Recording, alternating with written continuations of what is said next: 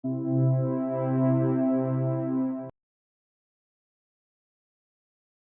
don't I just introduce the session a little bit before we get started? Today's webinar is Getting Lost to Find Your Way. And if I haven't met you before, I am Natasha Pei, the manager of cities, and I support specifically the Eastern Cities Reducing Poverty. I'm here to introduce our session with Paul Bourne, who is going to talk about some of his storytelling techniques and teach about the role of emergence today. For you who aren't familiar with Paul, Paul is the co-founder and co-CEO of Tamarack Institute and the founding director of Vibrant Communities. He grew up as the son of Mennonite refugees, and that's what made him deeply curious about and engaged in ideas that cause people to work together for the common good. He's the author of 4 books, including 2 Canadian bestsellers, and is a global faculty member of Asset-Based Community Development Institute and a senior fellow of Ashoka, the world's largest network of social innovators. So Paul, I can't see you, but I take it everybody else can. Why don't I hand it over to you now to take us through a story about emergence. Great. Hi, everyone. I hope you can hear me well. If you can't, at any point, Natasha, jump in and I'll repeat what I said. I'm glad you used that picture. That was a younger me, though I was just starting to get some gray hair. Really glad to be on this call and to talk with you. I had actually thought this call was like a webinar on emergence, and I had told Natasha about this story that I was going to tell, and she said, "Oh, great! This is actually a storytelling webinar." So I said I would adjust, and she's going to ask me some questions as well to debrief the story. But I'll just share with you just for a few minutes about storytelling. As many of you know, I write. I'm not a natural writer, which is actually kind of interesting. I take somewhat oh, I'm not sure. I'm certainly not proud of this, but it's kind of like I often talk to parents whose children aren't doing well in school, and I tell them, like, I was an immigrant. I came from an immigrant family. We worked hard. I had to work before school. I had chores, 2 hours of chores, sometimes 3 after school, on weekends, including Saturday and Sunday. We had a chicken farm, a raspberry farm, and so that's what we did. And reading was not a big priority in our world. And so I got, like, I looked at my report cards recently, and I had like C's and D's. It was not pretty. And honestly, because I learned to speak German before English, I never actually passed the spelling test in my life. So the fact that I have written 5 books, 2 of which have become Canadian bestsellers, is actually quite hilarious. And I just say, wow, isn't it great to have editors in this world who can take my stories and my ideas and make them legible to others. I really appreciate that. I've gotten much better at writing because of that, and I have been more of a storyteller. And if you read my books, you'll know that most of my books are stories, and then I make a point. And so the story that I'm about to share with you, some of you may have heard before. It's one of the more popular ones. And what's important to recognize about storytelling is there's never an old story. There's always a new audience. So you can tell a story many times, and you embellish it, and you kind of share it. Now, I have to also qualify that for me, my favorite author is Farley Mowat, and Farley Mowat has a saying, "Never let the truth get in the way of a great story." I just love that statement. So, when I tell a story, it always makes it sound like it happened, and it did. Did I embellish it? Well, like all stories, they get better over time. And so you add things, particularly if they make people laugh. And so, did this story happen? Absolutely. Did it happen exactly the way that I remember?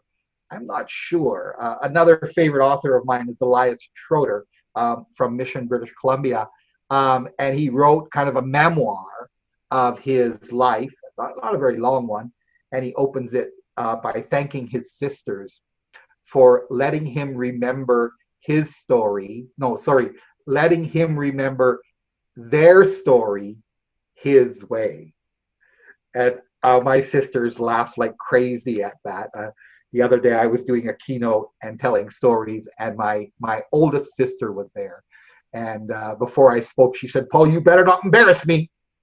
And I said, "Lorraine, when have I ever embarrassed you?" And she said, "It's your stories. People talk about them." And I said, "Who?" And she said, "Your aunts and uncles." And I said, "Oh, really? What do they say?" "You're far too positive. It wasn't that positive. Life was never that easy." And I said, "Oh, well, I guess I'm a half cup uh, full kind of guy." And she smiled. And I said, "Well," I said, "at least I don't say it was worse than it really was." She said, "Well, that would actually be better." So anyway, obviously she had a view of the past that was more complicated than mine. This story takes place in Italy, and I often use this story to talk about one of two topics. So at the beginning of a conference, I'm often the opening keynote because I'm usually considered a motivational speaker. And so when I open a conference like that, I always want to encourage people to get lost for a while. In other words, I want them to explore the agenda, to not always take the workshop that you signed up for. Let the time be one of renewal and one of that energizes you, and feel the energy of the place. And for sure, take some risks and get to know some other people and hear their stories. And I try to do that, and I use this story to bring that forward. The other times I use it is when we talk about emergence. This idea that when we move into a collective impact process, we need to be fully present. And if we're fully present in that collective impact process, as many of us are in our communities, what that does is it allows for us to be more deeply engaged and in the moment. And when we're engaged in the moment, we allow things to happen and we react. So you can't really learn your way into the future. You have to be present and kind of go along for the ride and bring all of your skills to the moment and make things happen. So that's most often when I use this story. So let me tell it. How many of you have ever been to Italy? So a few years ago, as our oldest child was going off to university, Marlene and I, we talked it through, and we said, we really want to give him an experience that he remembers. We were kind of hoping that, he would enjoy the trip that we would plan, and that, when he gets older, that he might want to continue to travel with us.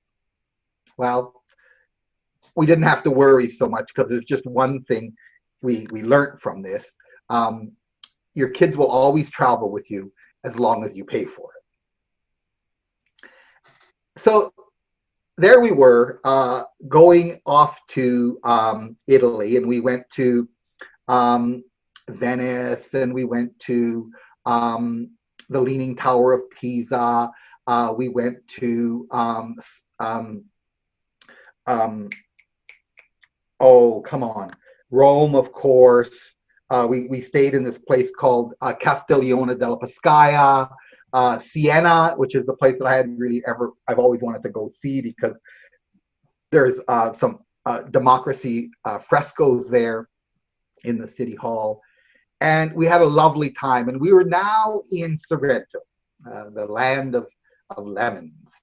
And we had a wonderful time as a family, and we were heading back to Rome for a few more days before we flew home.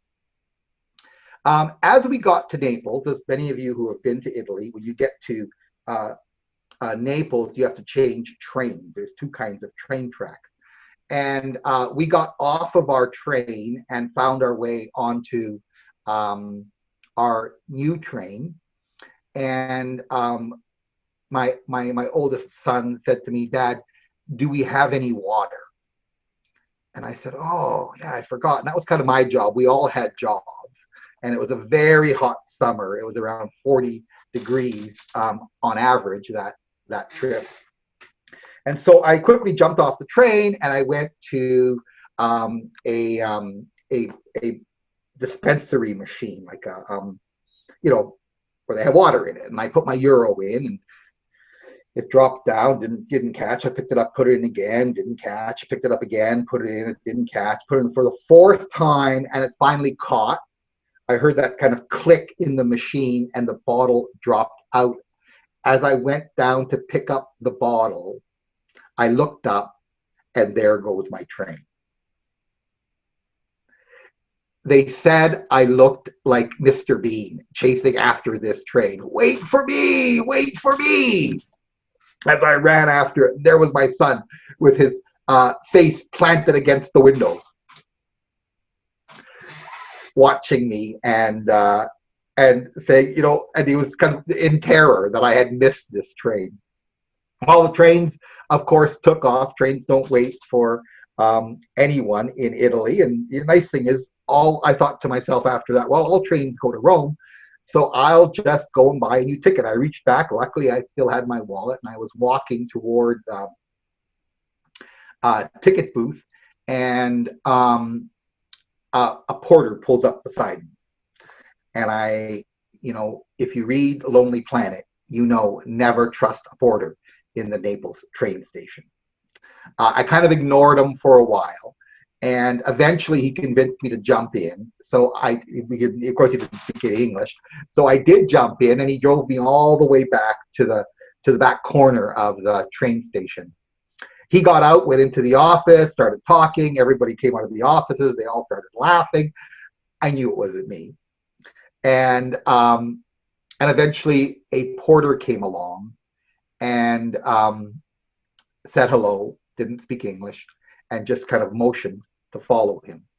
So I walked down with him to a set of stairs, and we walked down one flight of stairs. Then we walked down two flights of stairs. Then we walked down three flights of stairs. And I just thought to myself, when he asks me for my wallet, I'm just going to give it to him. Well, we get down to the platform, and there's another train platform down below the one that we were just standing on. And at this point, I was feeling a bit, disconcerted. And I looked at him, and I held up my ticket. I still had it, actually. And I said, "What are we doing here?" And he took my ticket, and he pointed upstairs, and he wrote down when Marlene and the Boys train left. And he pointed at this train track, and he wrote down when this train was going to leave, and when it was going to arrive. And guess what? My train was going to get there 3 minutes before theirs. Yeah, he was going to put me on the fast train. For those of you who know the European train system, there are these kind of trains that are express trains, and then there's the regular train that I was too cheap to buy tickets on the fast train, and here he was going to put me on. I was the only person on the platform. The door opened. I got on at the very front of the train, and I walked all the way to the back of the train, and there was not a seat to be had. So they had stopped just for me, and there were no seats for me on the train. When I got to the very back of the train, what's at the back of every train? A bar. So I get to the back of the train, and there is all this laughter. There's a big party going on. There's all these Germans, and I get to speak German to them, and we have a lot of fun. And whenever the ticket guy came, he'd come in, and we'd all yell out his name. It was like cheers, and we'd yell out his name. He'd laugh. Someone would hand him a shot. He'd take it, and then he'd walk out. Never once checked our tickets, which was wonderful because I didn't have one. I just had my old one. So we, as the ride went on, I eventually settled at the very back standing because there were no seats, and I met Mario from Milan. Now, interestingly, the thing about Mario is that he was an economics prof, a community economic development prof. And for those of you who know me well, I'm a real community economic development geek. And so for me, I was so excited to meet someone who knew so many things about Italy. And I had read, Putnam's work on Italy and others, and I asked him question after question. And for the next 2.5 hours, I learned more about Italy and the economic development of it, and how it kind of played out, and the community aspect of it. And I was just absolutely enthralled by it. And the time just flew. So eventually we got to Rome. Our train is pulling into the station. And Mario looks up at me and he says, Paul, I actually know what track your family is coming on. I said, really? I know what car they're in. I said, can we go? And we jumped off the train, got off first. We ran over to their track. And just as we were getting to the car, there was Marlene and the boys coming off of the train. I held up my bottle of water and I said, sorry I took so long. And of course, it was a lovely reunion, and we had a wonderful rest of the trip together. Well, that's my story. It's a lot harder to tell, obviously, because all of you are on mute and none of you laughed at my jokes. So I don't really know how long to wait. To tell you the truth, I've got that story perfected in front of a live audience, and I've shared it with audiences as much as 2,000 people. And I can now get about 7 laughs out of it if I work the audience appropriately. It's a wonderful way to start a keynote. And then I debrief. If it's about emergence, I debrief about the ideas of emergence. If it's a story, if it's about the opening of a conference, I just encourage them to open their minds and their ideas, and are involved that way. Anyway, just a story. Hope you enjoyed it. And let's move over to you, Natasha, to ask questions. I didn't count how many times I laughed, but if you asked me to tally it up, I think it was probably somewhere around 5, 6, or 7. Very good. So Paul, this was a story that you used to teach, and you talked to us a bit about the idea of emergence. But what are the main takeaways here? What were you really trying to teach by telling us the story about missing the train and then getting on a different train, only to make it there faster? Well, that's interesting, because when I share the story as a story of emergence, I often couple it with another story that I tell, which is getting lost in India. I'm not going to tell you the story because it takes a while, but essentially I was dropped off at a hotel by a group of Gandhians. I go and volunteer with a Gandhian movement. They're followers of Mahatma Gandhi. And I got up early in the morning and I wanted to go to the temple where there's a sunrise service, the Hindu temple. And I got into a tuk-tuk. I was feeling brave. I'd been getting used to tuk-tuks. Didn't take taxis anymore. And this tuk-tuk was driving for about a half an hour toward my destination. And I was groggy, and I reached back to find if I had my wallet, which I had, but I realized I didn't have a card or a key to my hotel. So I literally had no idea how to get back to where I was picked up from. And then I tell this story of getting there and engaging with this tuk-tuk driver, and he's staying there while I went into the temple and came back again, and how he helped me and eventually got me back to my hotel. It's also a funny story, but it's a really interesting one. And really, what it kind of says is that emergence is a very hard thing to learn. We so often think that the only way to get from A to B is to plan it. We're at A, let's figure out how to get to B. Well, the only problem with planning how to get from A to B is that plans are not always implemented. So when you implement a plan, things happen, and when things happen, you need to adjust, right? And you can when you adjust, you can kind of be bitter about the plan changing. You can right away in your own mind think, oh no, I'm never going to get to B. Or you can enter into the new situation as it adjusts. At Tamarack, we have a saying, we build the road as we travel, but we never travel without a plan. And so the building the road as we travel is that we don't always know. Often we try to move into the innovator space.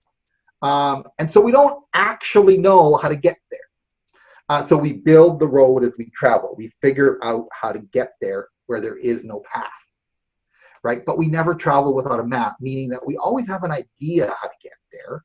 We know where we're going, but we're not as worried about the path to get us there because we know it's going to change. Well, that's kind of how I describe emergence, right? And so often when we do community planning and we develop our community plans, we go through this process of knowing that we want to sort of engage people. We commit to a 1-year process of developing a community plan. And we kind of map out our community engagement strategy. We have our listening team, our data team, our action teams, our leadership roundtable. We have some staff, and we all kind of know what we're doing. But the reality is that we're going to write a very different plan a year from now than what we can envision in the moment that we are, right? The now. And so what that means for us is that we have to enter into the possibility of the future rather than just entering into the knowing of the future. And I so often believe in collective impact that a community has to come to a point of collective unknowing, meaning that we need a space to release the old ideas, right? The ones that have held us in place. If we're going to reduce poverty, we want to kind of understand how to move into a new place because we've been working really hard at reducing poverty for 30 years and we've been helping the poor a lot, but the numbers haven't come down. Matter of fact, they've often gone up. And so we can blame it on all kinds of things, but one of the things is that the thinking has become entrenched and we're using old solutions for new problems. We're wanting to realize new opportunities using old methods, and we need to find a way. And more importantly, we need to let go of what we believe to be the only way. And there's lots of people in the community who know how to reduce poverty, and many who kind of feel that's the way to do it. I know how to do this, and yet we need to come up with a collective approach, and that means letting go for a while that which we know, and moving into the unknown. And so this idea of getting onto a train, getting off for a while, the train leaving without you, and then finding your way back and understanding that I didn't just find my way back. I had an amazing experience, a fun time, met someone who just filled my mind with ideas and knowledge that I would never have gotten if I would have stayed on the train. And then, of course, getting there ahead of the train that I was originally on, right? And being able to greet them in that very special way and having built an incredible memory for not just me, but for our entire family and for Mario. So it was an exciting kind of time. So that's the idea of emergence, and that's why telling the story. And to be honest with you, I think of all the things I share, like I've probably done, I don't know, over 1,000 speeches in my life. By far, the number one thing that people remember is my story of getting lost.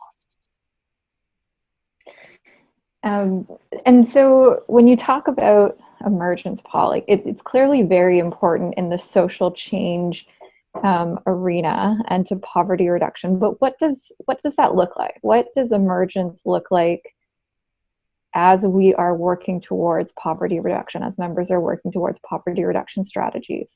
How do we embed emergence in our approach? Well, I think, Natasha, we first of all, we want to recognize it as a strategy. And it's as important as strategic planning. So I wouldn't say that strategic planning is unimportant, but we often forget that emergence is a form of engagement and action. So we enter into a space for a while. We enter into an idea for a while. We engage with a group of people for a while. We are in the planning year, right, which is a point in time, right? And that we are in emergence, we are responding to things that we find, and that we're actually looking for things. We're looking for new ideas. We're looking for creativity. And then we're taking our next step. So we build the road as we travel. So we end up finding something that is interesting, and then we pursue it for a while. Find something different, and we pursue it for a while. Whereas in strategic planning, it's often just a rote type approach, right, of how to do that, right? Where you basically look at the internal and external, your SWOT, your strengths, your weaknesses, your opportunities, your threats. You start, brainstorming key strategic thrusts, and then you start putting in your plan and your budget, right? And there's kind of depending how you look at the SWOT, but there's the environmental analysis and that kind of thing. But at the end of the day, you end up creating a document that, depending on the people doing it, because they can be very creative and they can come up with very creative ideas, but you haven't really listened. You haven't entered into the system that you're attempting to influence. So poverty is a system. Something is creating poverty. It's kind of the failure of capitalism and the failure of the human system that we've created to balance capitalism. So that human economic system that works about 85% of the time in every city in Canada. Some cities in Alberta, it's working 90+% of the time. That means 90% of the people are not poor, right? But let's enter into that system and let's say, how do we improve this system? How do we really listen to people with lived experience with poverty? How do we listen to business leaders? How do we find, that which we need to find? I tell another story about Father Miles Kavanagh. It's in my first popular book, Community Conversations, when I went to Belfast and used to work very intensely for about 5 years in the Troubles there. And a statement he had shared with me about how did they make this amazing change in almost an impossible situation. And he said, we listened and we gained a corner on the obvious. And I think it's such a lovely way of summing up the outcome of emergence. We enter in. So it wasn't just listening, because Father Miles Kavanagh didn't listen that well, but he was able to enter into things and deeply hear what was going on and observe and see things. Stuart Perry, who passed away just recently, used to do what was called, when he came into a new organization, he used to do what was called the Perry P test. So he'd say he'd have to go to the bathroom, and then it would take him about half an hour to get back, and he would wander around the office and look at the bulletin boards and everything else to see what was the culture of the organization. And he could tell a lot about an organization by just wandering around the office. So anyway, I hope that helps one understand a little bit about the power of emergence, and that we embrace emergence equally to embracing strategic planning. And I wanted to ask you about some of your mechanisms for storytelling, but before we get into that, because it's a bit of a dual webinar, and we're also looking at what you're saying around emergence, I'm sure it resonates with what folks are working on in Cities Reducing Poverty. Why don't I just pause here and ask if there are any questions specifically for Paul around emergence? Does this resonate with you and the work that you're doing in Charlotte County, in Oxford County, in Stony Plain, in Simcoe County? Do you have any questions or comments about just the role of emergence and what that maybe looks like in your community? Feel free to unmute your line or type into the chat box.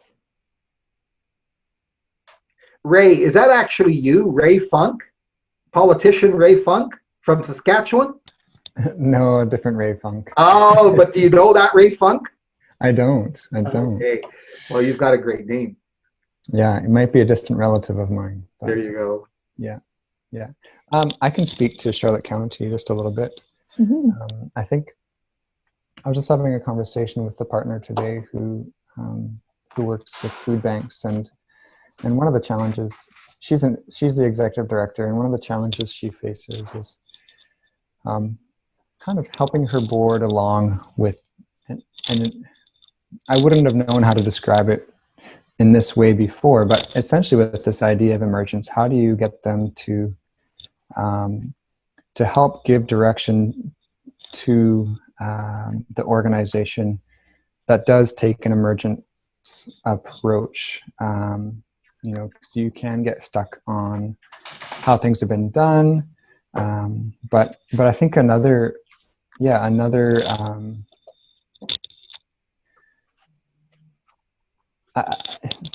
maybe I'll just add to that this isn't something that I'm only 3 months into this job, but already I can see how this interplay is happening between executive directors and boards as they're trying to understand, okay, what can I do as the executive director? I'm supposed to be, implementing these actions, but what happens when I have an inexperienced board or a board that is rebuilding and trying to pick up some vision? So how do you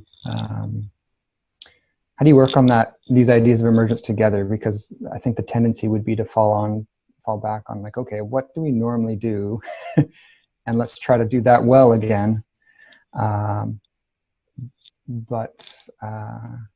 But that doesn't always mean that you are making the impact that needs to happen. I don't know if that makes sense, but.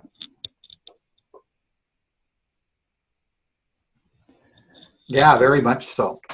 Very much so. It's a great example of what we're talking about here, but it's also a willingness to be, it's not really a risk so much, it's just a willingness to respond and to recognize that a plan is just a plan. And that's it, and it being able to adjust and move and shape and to sometimes implementing a plan is the wrong thing we can do, especially once we know new information. There's this great little story of that is told in leadership training of this group of people who are walking through a forest and all they can see is trees. So one of them says, let me climb up the tree and see what I can see. And she climbs up to the top of the tree and she looks out over the forest and she goes, oh shit. She yells down, we're in completely the wrong forest, everybody, stop what you're doing.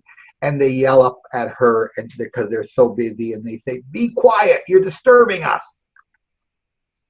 And so that's kind of an interesting thing, right? We're so busy doing our work that we don't actually realize that we took a wrong turn.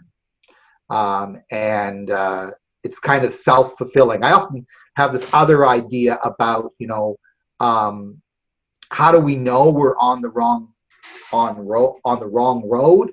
And that's when we get more internal emails than external ones. It's just another way of describing it, right? That we're so caught up in what we're doing that we're not reaching out to the people around us and listening to them and helping them direct where we need to go. So Paul, Kathy's comment from Hastings Prince Edward might speak to that metaphor a little bit.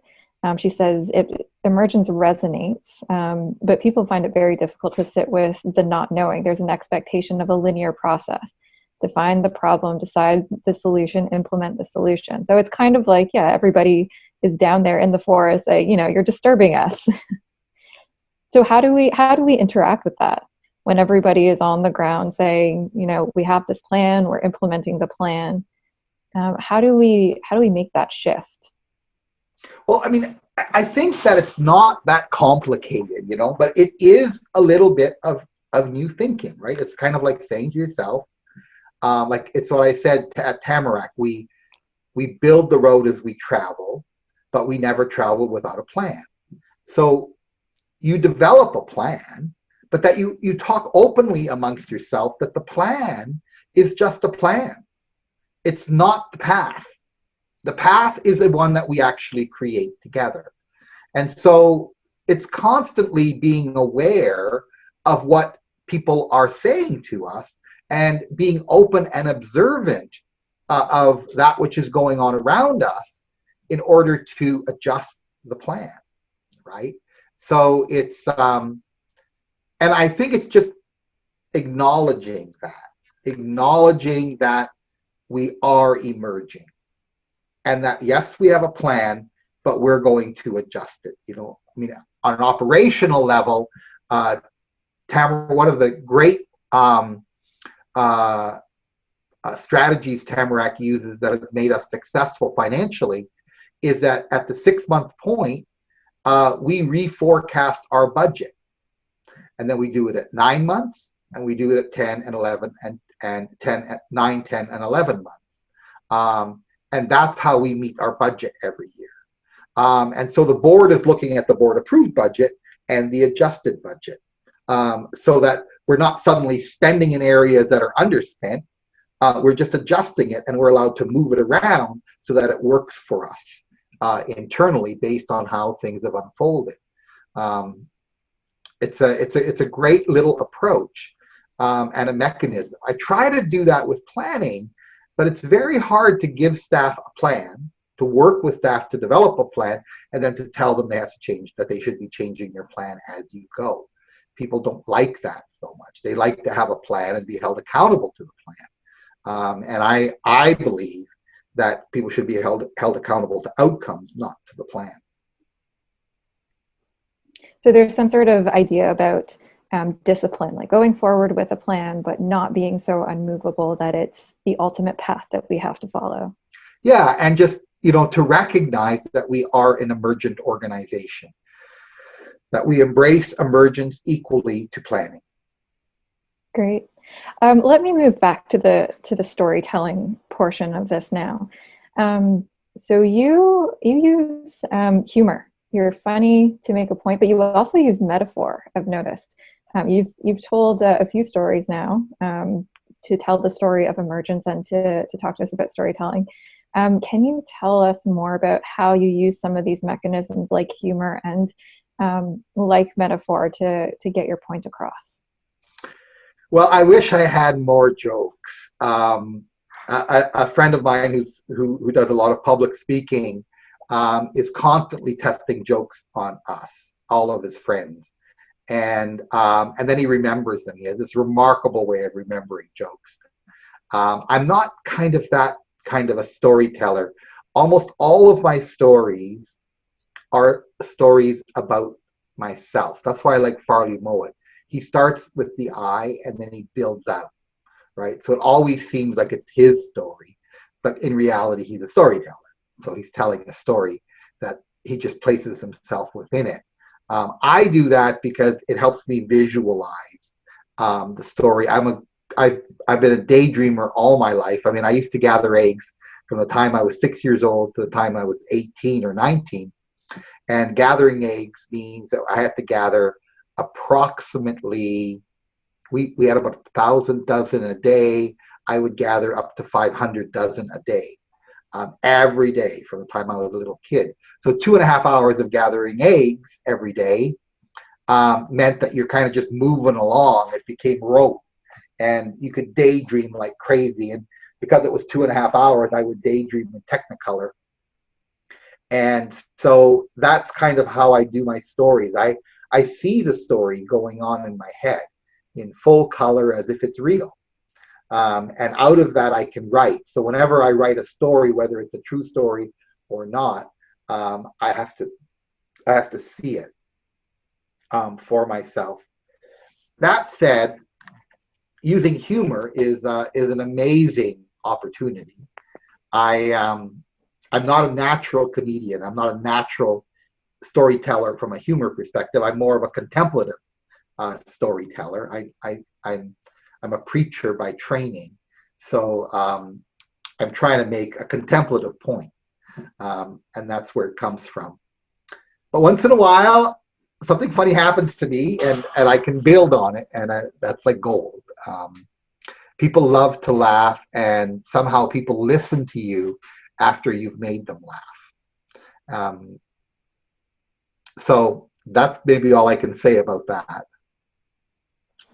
And when you talk about that, it sounds like your use of metaphor, it's helpful not just for people to grasp a concept that they might not be super familiar with, like the idea of the train and the use using or rolling with the merchants as an approach, but it's also helpful for you as a storyteller. It sounds like it's kind of what helps you figure out all of the details to write about later, because you have to put yourself in that position. And people kind of remember metaphors. Mm-hmm. It's kind of a way of kind of compartmentalizing them in your brain, and which is why metaphors have been used since almost the beginning of time in terms of trying to explain things that are hard to explain. You have to sort of come up with a metaphor for something. Would you have any advice for some of our members on the line who are telling their stories, whether it be to the public, to funders, to decision makers, other people at the round table? What advice would you have people who are telling their story about the round table?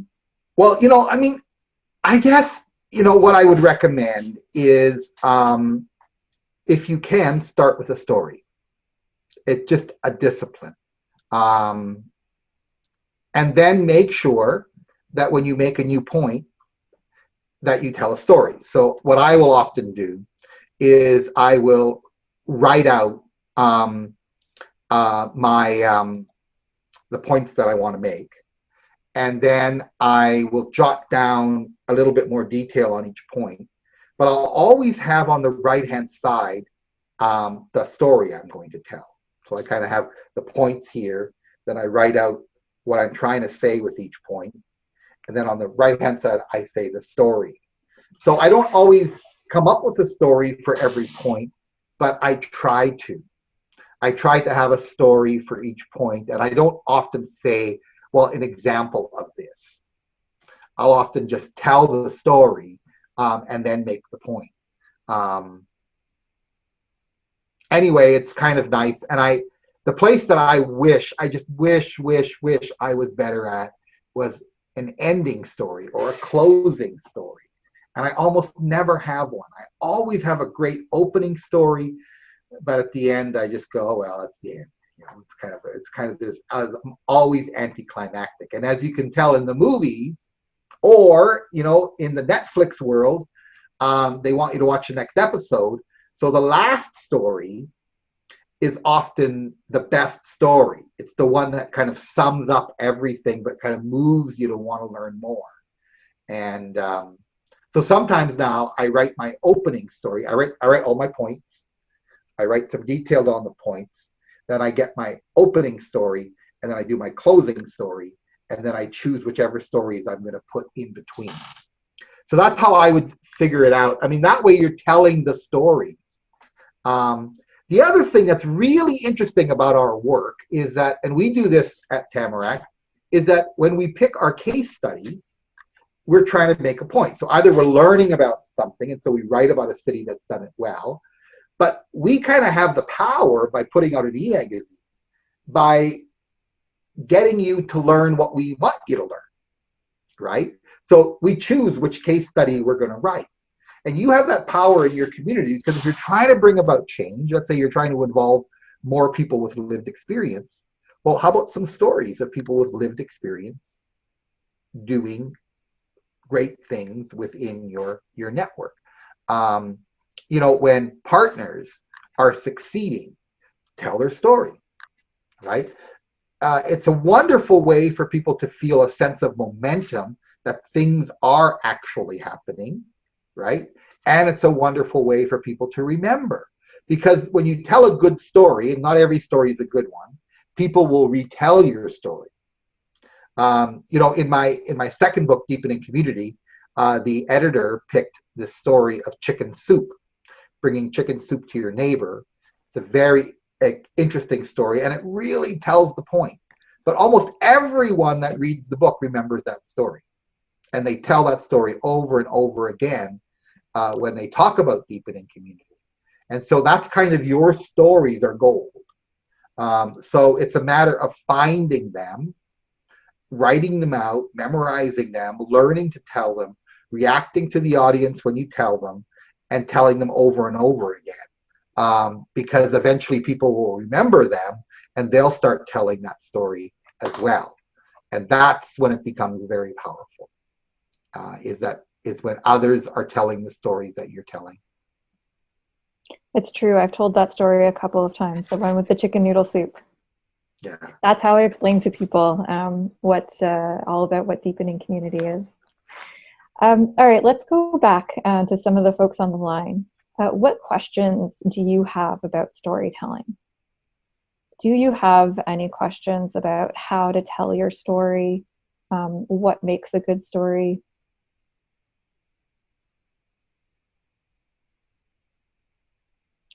Or questions about storytelling. You can unmute yourself or type into the chat box.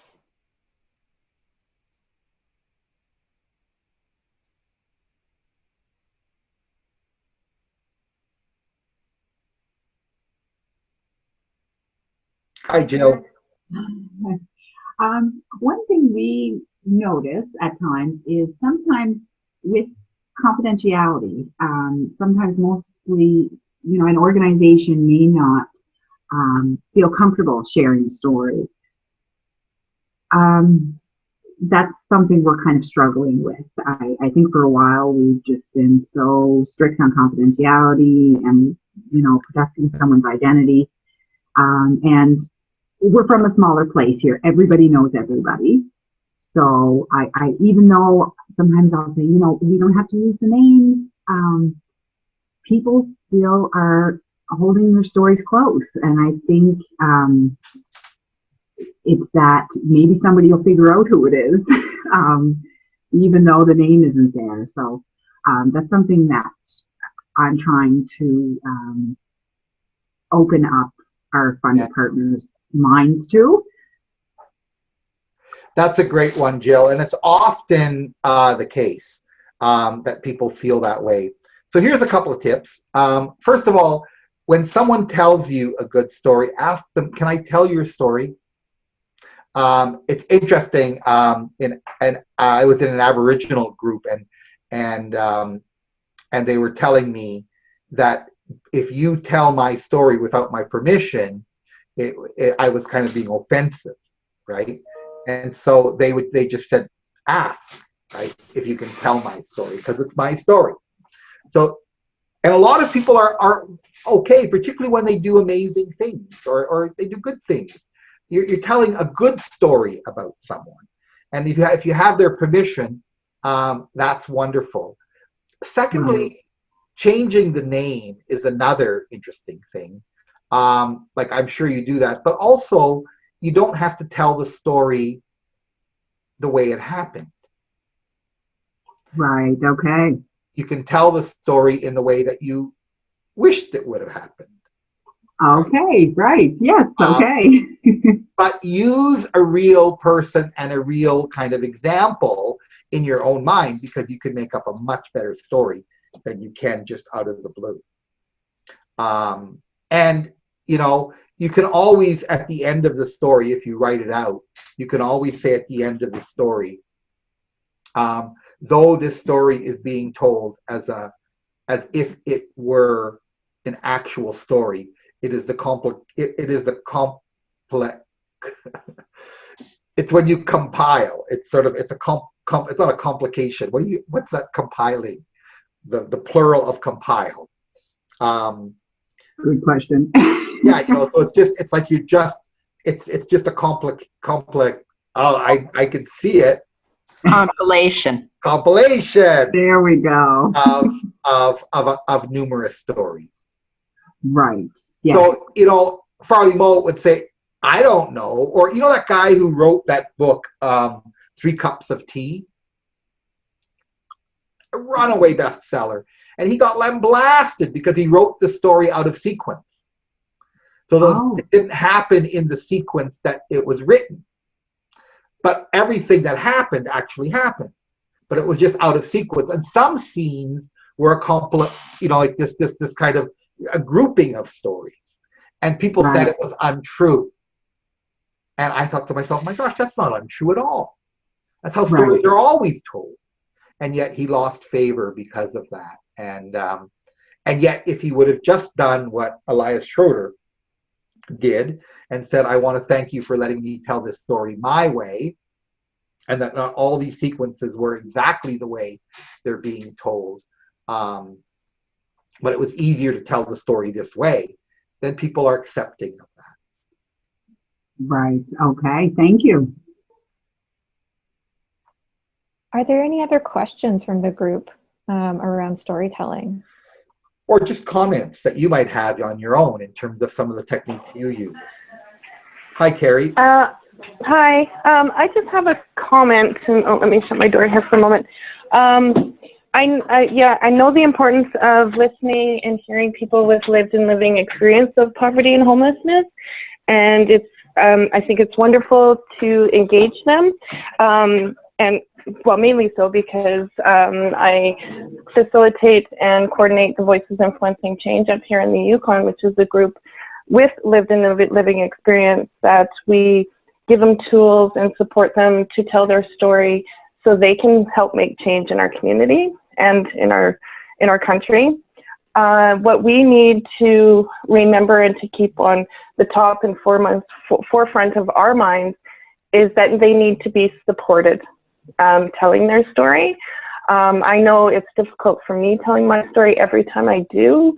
And, you know, we just have to make sure that we're not re-traumatizing or triggering them in any way. You know, I find that almost any successful cities reducing poverty has some form of storytelling mechanism. It might be like your group where you have a storytelling mechanism for people with lived experience so that they can go and tell their story, and that there's some training for that and some facilitating of that, and that you open events with that, and you make them available to other community groups. It's a marvelous happening. I've also seen other groups do this where they've worked with the media, you know, to tell stories. And in Hamilton, this happened. In Victoria, it happened. And I remember in Victoria, they actually, in their campaign, had 1,000 stories of community connection. So it was one of the things that they wanted to do, is to make sure 1,000 stories of good things happening in their community, of people reducing poverty over a 4-year period. So it was very ambitious. But well done. Thanks, Carrie.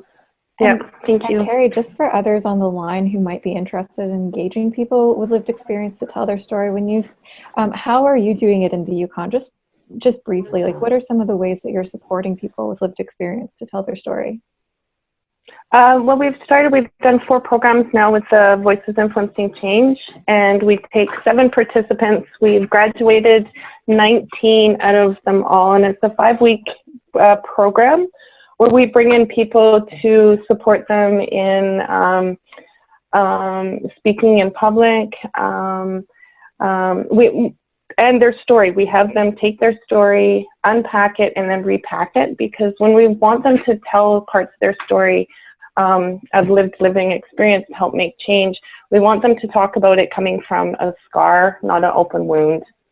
And that makes me feel a lot better, knowing that we're not going to re-traumatize them by bringing up stuff from their past. We really make sure that they're supported a lot through the whole process.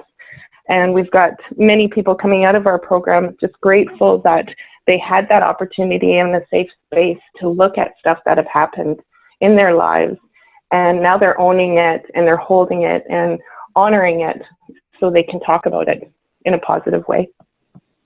And so far, we've just this past week, we've had conversations with our Yukon Housing, which is our social housing up here, because they want to make change, but they want to, and they recognize that what they're doing and how they've been doing it isn't working. So they want to have better outcomes. So they've asked our group and the people with the lived and living experience on suggestions and on what they want to do, but they want to know if we think it'll work.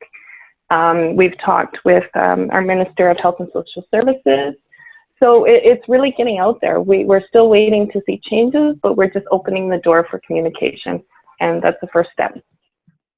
We have some upcoming learning opportunities that you can take part in. The first one is collective impact through the lens of ABCD and results-based accountability. It is a webinar that you might have heard of. It's happening just on the last day of the CRP member gathering from 1 to 2. If you are coming to this to the CRP gathering in October, it will be recorded, so you can always register for it and receive the recording later, or you could ask a colleague or a partner to attend it.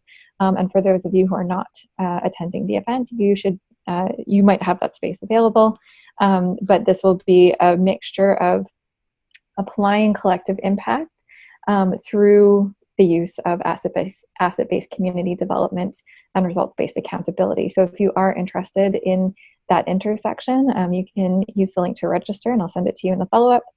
And if you go to the next slide, we are also doing another basic income follow-up call, because the first few were really widely attended and we had lots of additional questions. So Tom Cooper in Hamilton, where they did one of the first experiments, is bringing together the former Premier Kathleen Wynne, who helped introduce the basic income pilots, former Senator Hugh Segal, who is more of a conservative, who has been outspoken in favor of basic income, as well as Hannah Bell, who is an MLA in PEI with the Green Party, who are, again, pushing forward for the basic income. And we're going to be talking about how to move it, basic income, onto the political agenda just ahead of the federal elections coming up. So if you're interested in that one, the registration link is there, and I'll send it to you in the follow-up.